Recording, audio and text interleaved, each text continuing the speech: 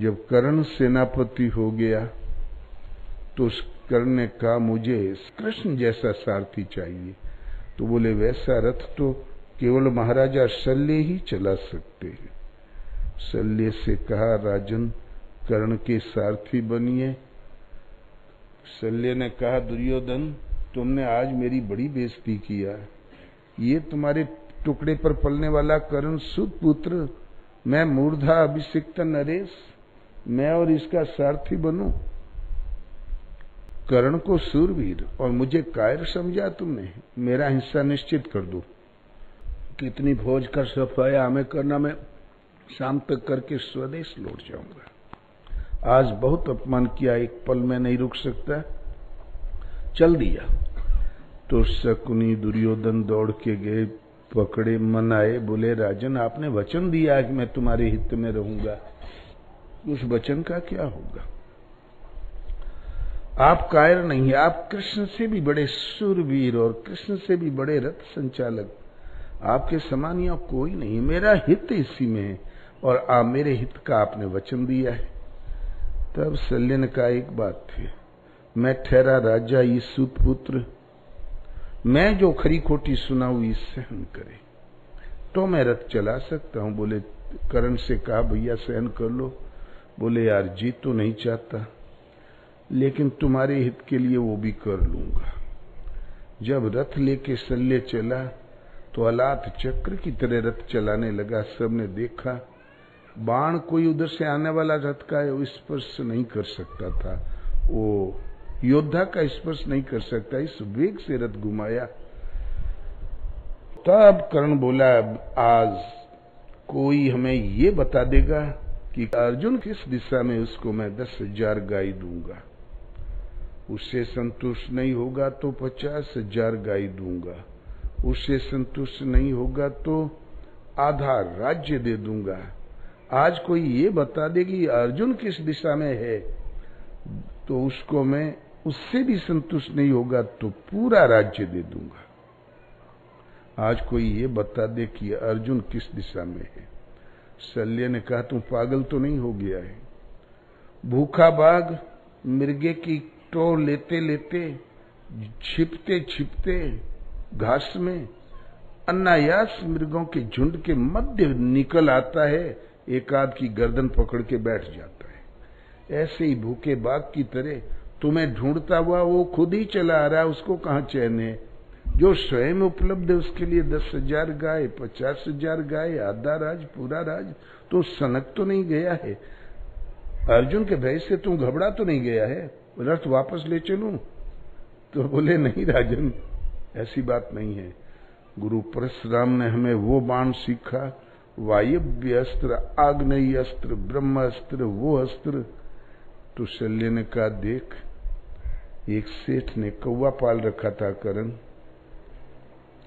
समुद्र किनारे जब स्नान करने जाए तो कौवा फूदक के पेड़ की डाल पे बैठ जाए, फिर नीचे गर्दन करके गिर पड़े जमीन पे धड़ाम, फिर एक चक्कर मार के फिर बैठ जाए, कभी एक पखना हिला के बैठ जाए, कभी दोनों पखना हिलावे, कभी गर्दन यूं यूं करे। सेठ को प्यारा लग रहा था। सेठ ने कहा कौवे तुम तो बड़े अच्छे पक्षी हो, फिर ये मनुष्य तुम्हें पालना पसंद क्यों नहीं करता? कौवे ने कहा सेठ जी, मनुष्य वास्तव में बड़ा ही बुद्धिहीन है, इसके पास बिल्कुल परख नहीं है, बुद्धि नहीं है। पक्षी जगत में उड़ने की 100 कलाएं होती है, मैं सब जानता हूं और कोई नहीं जानता, मेरे मुकाबले में कोई पक्षी है ही नहीं। सेठ का उत्साह बढ़ गया, दाहिने बाएं दृष्टि दौड़ाई तो दूर हंस बैठे हुए थे समुद्र किनारे। जाके हाथ जोड़ा हंसों, पक्षी जगत में उड़ान भरने की 100 कलाएं होती है, हमारा कौवा सारी कलाओं में पारगामी है। चलिए मुकाबला कर लीजिए, देख ही लीजिए। हंसों ने सोचा अरे कौवा और उड़ना जानता है, कौवा क्या कहाँ उड़ना जानता है, चलो देखें क्या है। तो बस सुन दिखाओ भाई कला। तो नीचे बैठा था, खर खर खर खर खर कर डाल पे बैठ गया। इस कला का नाम है उड्डीयान। और खर नीचे आके गिर पड़ा बुड्ढियान। फिर एक पर हिला के बोले शुद्धियान, दूसरा पर हिलाया, फिर गर्दन यूं किया तो बोले तुड्डीन। फिर उधर जाते एकदम घूम के उलट के गिर पड़ा, बोले ये बुड्डीन, शुड्डीन, मुड्डीन, तुड्डीन, लगा गिनाने उल्ट पुलट के। हंसों ने सोचा अच्छा दुष्ट से पाला पड़ गया। देखो सेठ, हम लोग 100 कला नहीं जानते, केवल एक कला जानते हैं, उड़ना। उड़ के जाएंगे समुद्र पार, वेश कीमती मोती चुनेंगे, पहले अपना पेट भरेंगे, फिर बच्चों के लिए घोंसलों में लाएंगे। तुम्हारा कौवा तो 100 कला जानता है, हमारे साथ भेज दो, आपके लिए सेठ जी वेश कीमती मोती भी ले आएगा। हालांकि करोड़पति रहा सेठ, लेकिन बनिया की जात धन से कहीं पेट भरता है।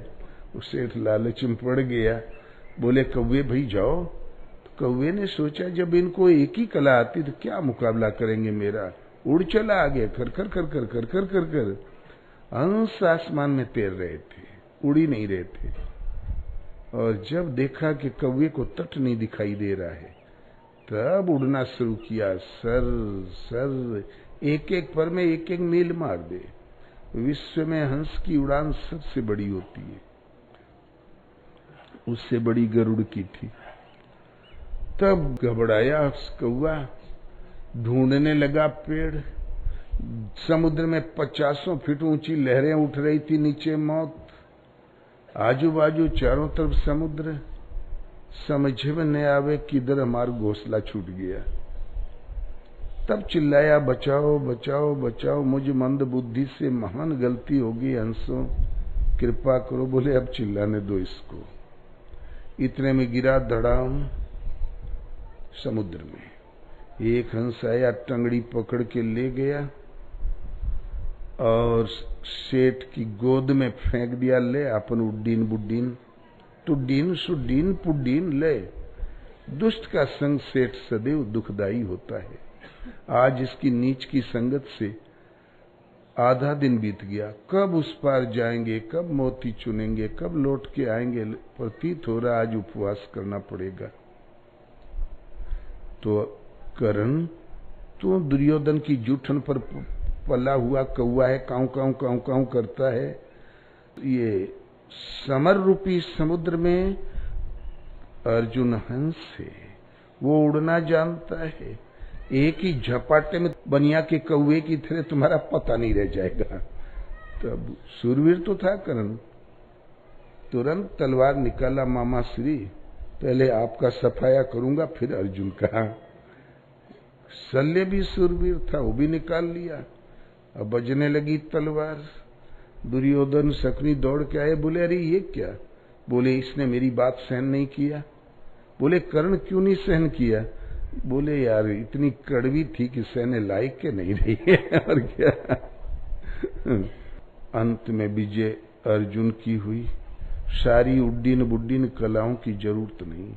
ईश्वर पद में एक प्रभु की शरण श्रद्धा समर्पण के साथ जो उन्हें पुकारे उस एक नाम का जाप करो।